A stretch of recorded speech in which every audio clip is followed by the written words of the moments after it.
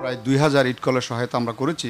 তাতে আমরা বিশ্বাস জন্মেছে যে আমরা 13 লক্ষ ইরিগেশন পাম্পকে, ডিজেল পাম্পকে আমরা সোলার ইরিগেশনও করা সম্ভব। এটা দুইটা লাভ আছে। একটা লাভ হলো যে আমরা 6 মাস পানি দিতে হয় জমিতে চাষ করার জন্য, বাকি 6 মাস আমরা গ্রিড লাইনে দিতে পারি যেখানে সুযোগ আছে।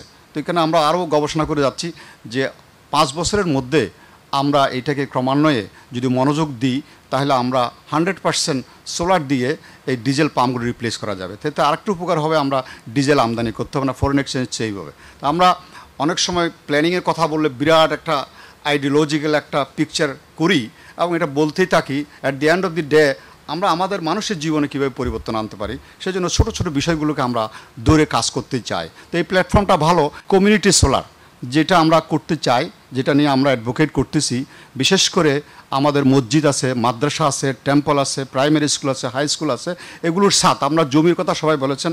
আমাদের মাননীয় প্রাইম মিনিস্টার প্রতি সময় বলেন 1 ইঞ্চি জমি খালি রাখা যাবে না। এটা আমরা সবাই একমত।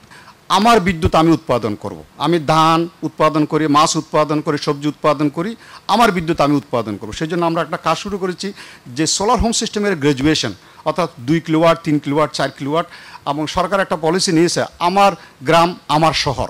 তাহলে এটা কি হবে, সে আমার গ্রাম আমার শহর, আমার শহরের পলিউশন আমরা গ্রামে নিতে চাই না। গ্রামে যে একটা আইডিয়াল পরিবেশ আছে, সুন্দর গ্রিন পরিবেশ আছে, আমরা সবাই হাঁপিয়ে উঠি শহর থেকে, কনক্রিট থেকে আমরা গ্রিনে যেতে চাই। সুতরাং গ্রামকে আমরা গ্রিন রাখতে চাই। সেখানে কি হবে।